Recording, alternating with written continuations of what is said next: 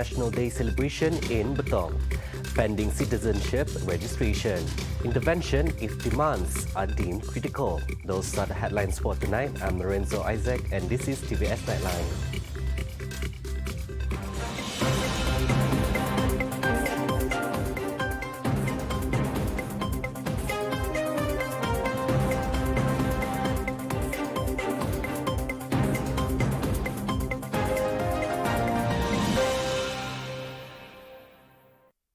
Sarawak's heads of states, His Excellency Tun Berhad Sri Abdul Taib Mahmud and His Excellency's wife, Toh Puan Datuk Patinggi Ragat Kurdi Taib, will be the guests of honour at the Sarawak State Level National Day celebrations this year, which will be held in Betong Division on August 31st. Minister of Utilities and Telecommunications Datuk Julaihi Narawi said the guests of honours are the Premier of Sarawak, Datuk Patinggi Tan Sri Abang Johari Tun Openg, and his wife, Tan Sri Datuk Amar Jumaani Tun Tuanku Bujang, are also expected to be present at this year's celebration Team Keluarga Malaysia.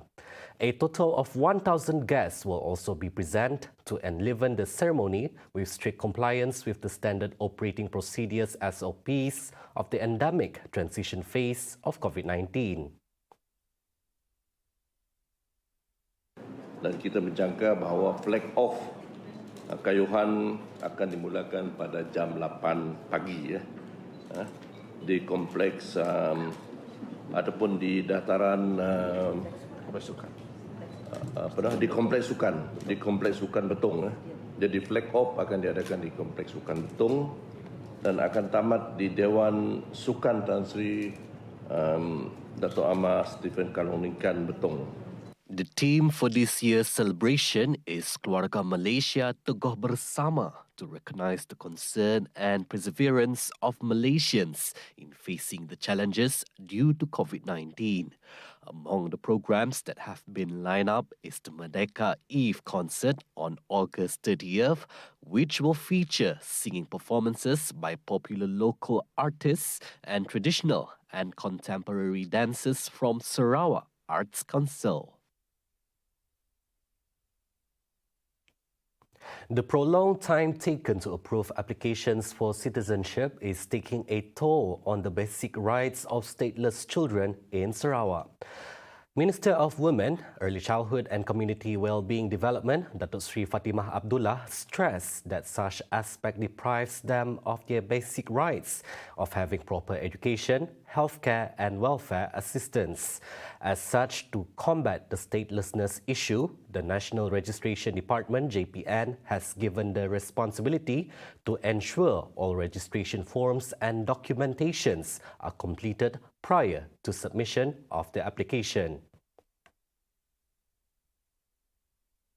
At the same time, Fatima pointed out that most previous applications have been rejected due to incomplete documents. Ini akan membolehkan pihak JPN untuk menyemak borang. Sebab sekali lagi saya tekankan, we want to make sure untuk permohonan bagi kewarganegaraan, checklist itu disediakan supaya borang mereka nanti bila sampai ke Putrajaya tidak ditolak disebabkan dokumen tidak lengkap.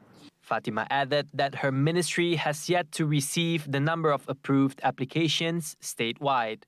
However, she assured that the Home Ministry affair is taking the matter seriously and the total number of approved applications shall be announced in the next committee meeting. In vitro fertilization, IVF is a complex series of procedures used to help with infertility, and it's one of the more widely known types of assisted reproductive technology in assisting married couples to conceive. In regards to the high cost of opting for such treatment, the Sarawak government would consider subsidizing such treatment if the demand is critical. Women, Early Childhood and Community Wellbeing Minister Datuk Sri Fatimah Abdullah said such assistance is possible, looking into the region's low birth rates. We have to look at the dari segi keadaan. macam mana keadaan di negeri Sarawak in terms of is there really a critical demand for that atau macam mana. Jadi ini perlu kita lihat secara lebih terperinci. Baru kita dapat katakan this is the plan that we can do. But there is always possibility, but it needs a detailed study dahulu. Yang apa nama tu yang sedia ada ialah daripada EPF tu tadi ya. Alhamdulillah. In 2021, Fatimah disclosed that Sarawak's birth registration rate has fallen to a total of 24,081 compared to 2020. With 31,176. She told reporters after officiating the Sunway Fertility Centre in Kuching on Thursday. At the same time, the Sunway Fertility Centre offered alternative pregnancy methods such as IVF with payments provided. Meanwhile, gynecologist Dr. Edawati explained that the payment can be easily done, especially for patients who are members of the Employees Provident Fund (EPF). Pembayaran IVF kan sejak tahun 2020 sekiranya pesakit dia ada EPF, KWSP, mereka boleh keluarkan EPF daripada akaun dua. Alright. Aside from IVF treatment, the centre also offered alternative infertility treatments, namely intracytoplasmic sperm injection (ICSI), intrauterine insemination (IUI), and many more.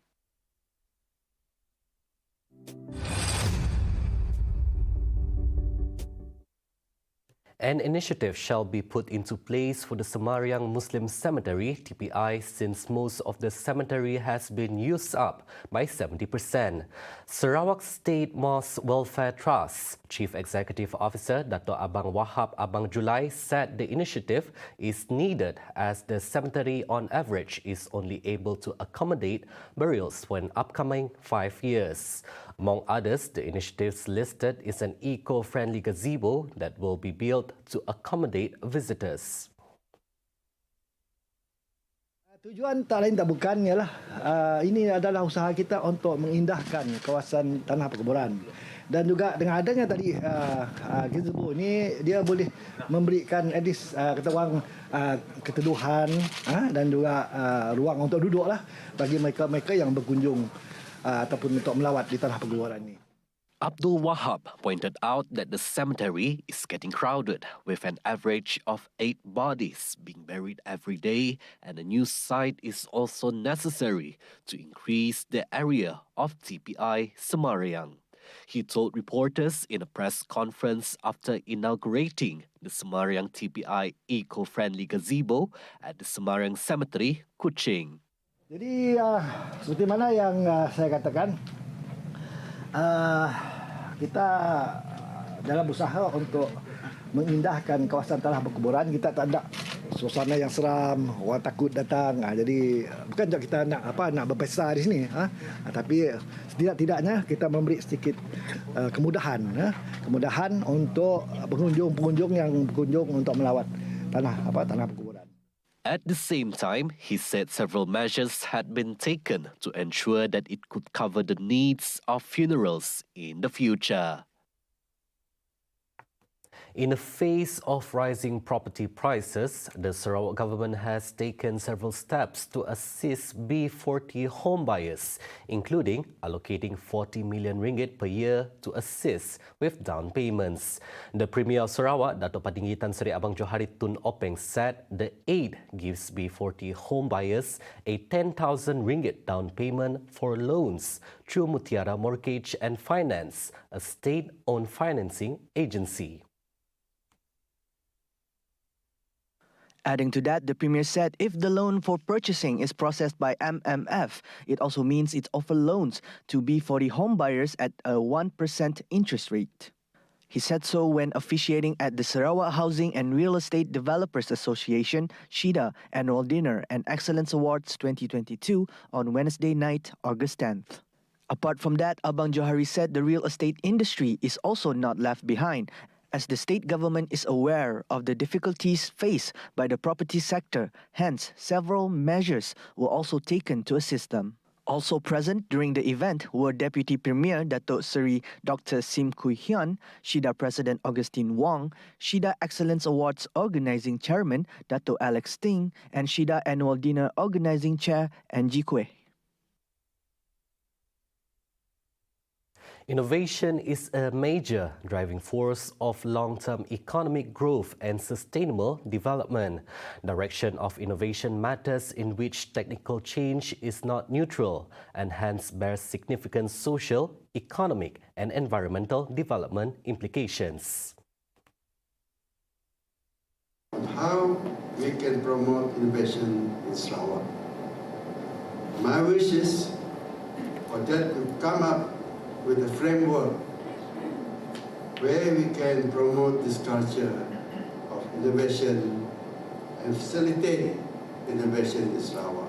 The minister reiterated that post-COVID-19, it is important to master the science, technology and innovation STI.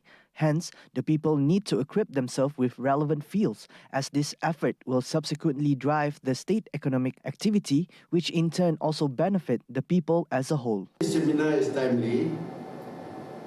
It is very crucial for us now because the economy has been badly affected, especially with the pandemic caused by COVID-19.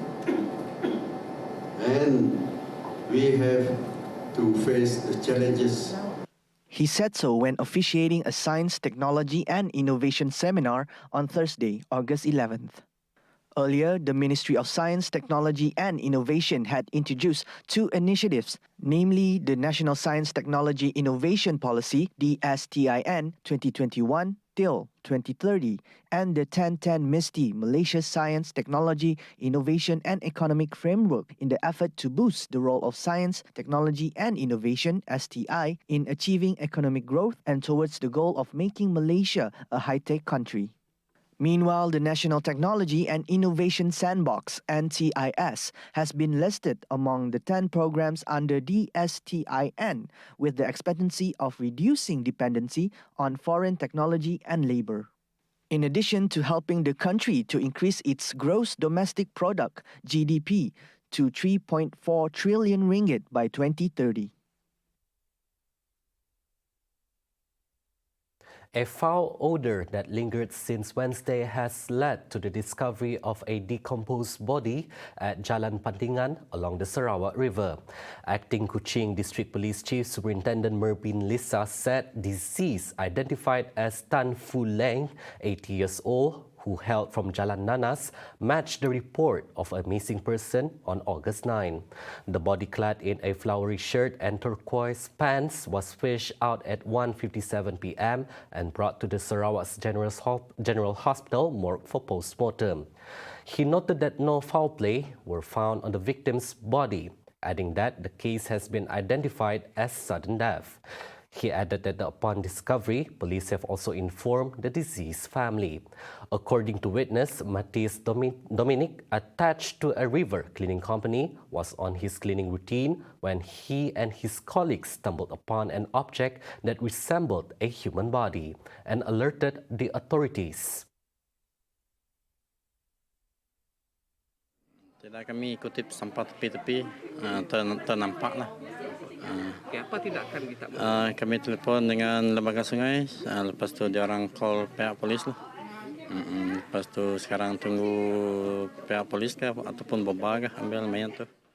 Another witness, Fatimah Atin Rahmat, said that the lingering smell was significantly present since Wednesday evening but couldn't identify its source. Time yang kami bawa balik daripada berjual daripada Kubah, jadi dak bang Madah ada penemuan mayat lah yang sempurna pakaiannya terapung dekat belakang rumah. So kami orang terus nanggal lah pasal inform dengan orang lain. The number of students who chose not to pursue their studies have shown a sharp increase in recent times. One of the reasons contributing to this spike is that youths nowadays believe that furthering their studies does not guarantee better jobs. That's the reason why most choose to jump immediately into the workforce. Now, this is a valid reason to choose for their career progression.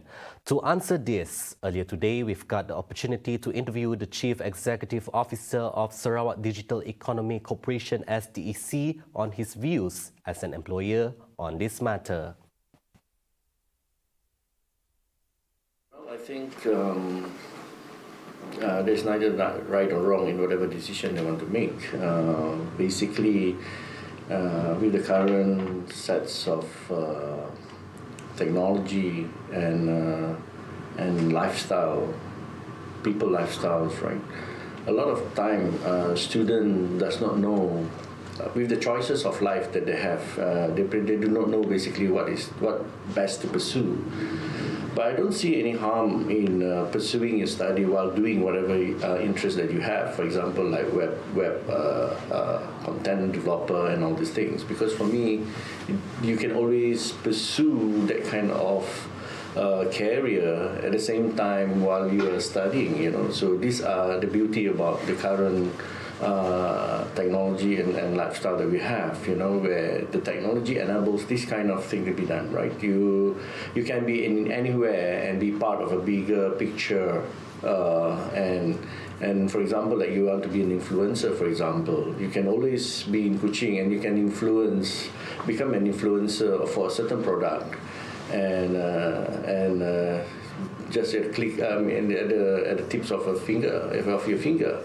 So for me, why not do two things at the same time? That's my opinion about things, Study while at the same time pursue whatever interest that you have. I totally support pursuing your education, because for me, that's given you more choices moving forward. Because for me, tertiary studies is different from the early stage education and the higher school education.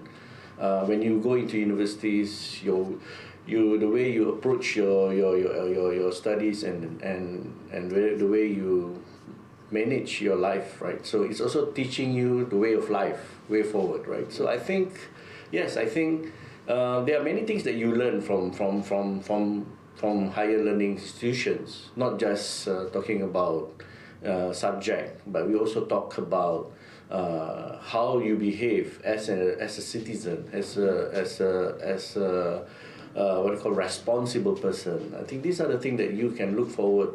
These are the things that you can also learn in higher institutions. Most youths nowadays don't see furthering studies as a relevant option. Fresh graduates tend to fall into a minimum wage on top of having an education debt, although they possess a high level of education background. Sudarnoto said, neither employer nor inflation are to be blamed.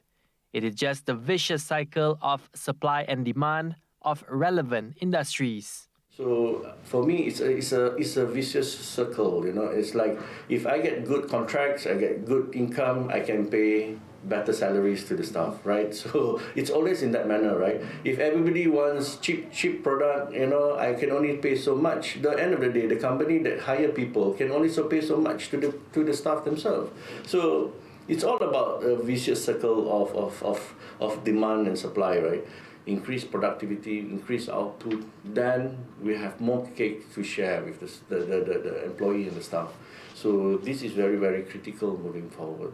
So inflation happens from time to time. Of course, inflation provided less job opportunity, right? I think then there are many, graduates that find difficult to find jobs, right? And then end up, they might be doing something that they don't want to do, right? That's what I think. Then they become the issue of why I spend so much in universities. I end up doing nothing, doing not what I'm supposed to do. I think that's the most cases that I'm seeing at the moment, right? There's a lot of smaller opportunity.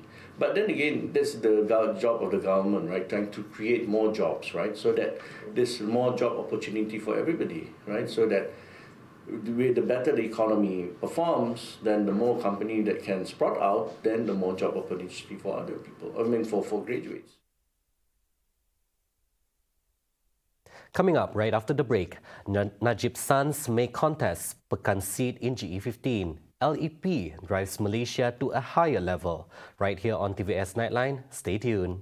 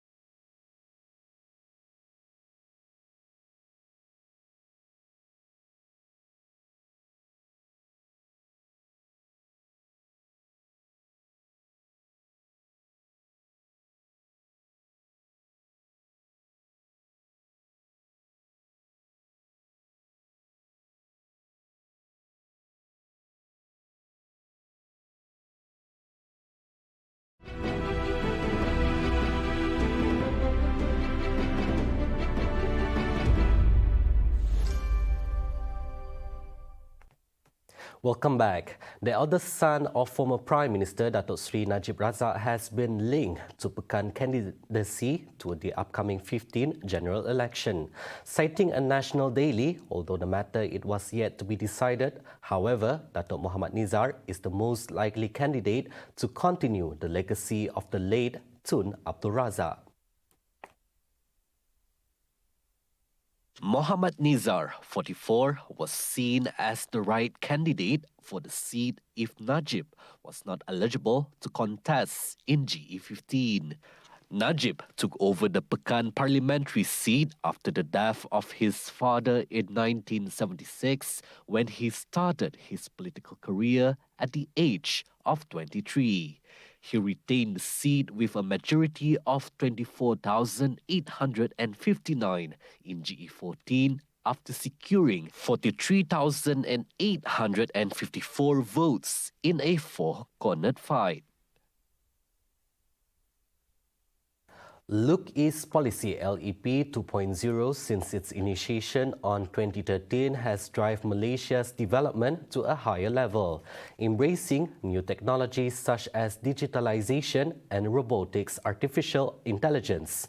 The policy that existed for 40 years since 1982 has helped Malaysia transform from an agricultural nation to an industrialization.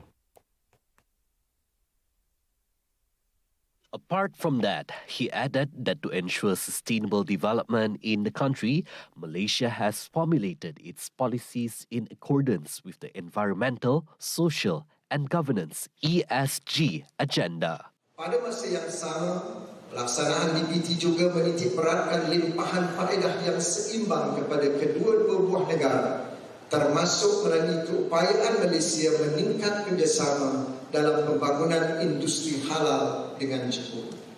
Malaysia sebagai pelopor dalam industri halal global pastinya dapat membantu Jepun yang mempunyai minat yang tinggi membangunkan industri halal. Muhammad Asman said Malaysia is in the midst of formulating a set of standard ESG guidelines for SMEs in the country, involving the input of developed countries like Japan, the United States, South Korea, Australia and New Zealand through the Indo-Pacific Economic Framework. Dalam hal ini, cabaran global diharap akan menjadi pencetus kepada pembentukan kerjasama dasar pandang ke timur bagi kepentingan bersama Malaysia dan Jepun dalam bidang-bidang projek-projek baru, terutamanya dalam merancangkan aktiviti perdagangan agar ekonomi kembali pulih dengan cepat. The LEP was first introduced on February 8, 1982 by then Prime Minister Tun Dr. Mahathir Mohamad, who strongly believed that the exemplary work ethics of Japanese workers could be emulated by Malaysian workers towards becoming an industrialized nation.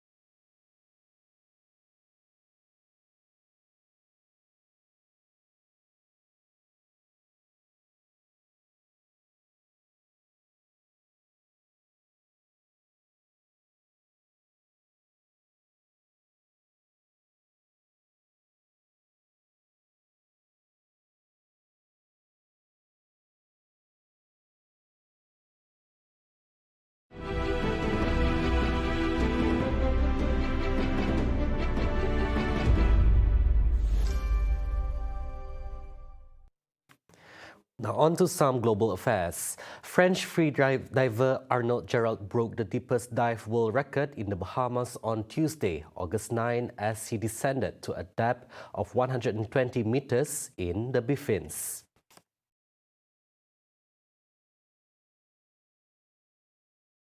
The dive, which took 3 minutes 34 seconds to complete, is the 7th time Gerald has broken the world record in his career, and the 2nd time in the last week. Je me sens très bien. C'est vrai que c'est quand même impressionnant. J'ai du mal encore à réaliser. 120 mètres, c'est une profondeur qu'on n'aurait jamais imaginée il y a quelques années dans cette discipline. C'est mon 7e record du monde. Et voilà, beaucoup de plaisir aussi d'avoir fait 3 records du monde sur cette compétition les 5 derniers jours. Et de continuer à avancer, toujours avec le plaisir et finalement de me déconnecter aussi de cette étape, de faire le record du monde. Voilà, cette plongée, je voulais vraiment me passer au-delà du simple statut de record du monde. Je voulais me faire plaisir et c'est vraiment ce que j'ai fait.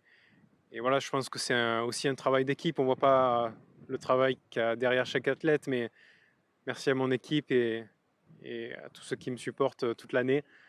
Voilà, il y a un gros travail qui a été fait ces dernières années. Et aujourd'hui, on voit tout ça s'accomplir sur cette plongée à 120 mètres. Et voilà, qui sait ce que nous réserve la suite. The 26-year-old, along with 41 other athletes, were competing in the vertical blue, an annual competition that takes place in the Bahamas. This year, from August 1st to 11th, the athletes can dive 6 times in any discipline. However, Gerald chose to focus on the bifins discipline only. On the first day, he broke the IDA record with a descent of 117 meters before setting a new world record on day 4 with a descent of 119 meters. Then on day 6, he went one further to break the record again with a descent of 120 meters. Hosting is not an easy job. To know more about the topic, join guest Jonathan Deng, local host on Sejahtera Asia tomorrow with host Jessica Chung and Ghazali Zawawi, 7:45 a.m. only on TVS Astro Channel 122 and My Freeview. That's all the time we have for TVS Nightline. For more updates, head on to our official website at TVSTVMY or follow us on our social media platforms. I'm Lorenzo Isaac. Thank you for watching.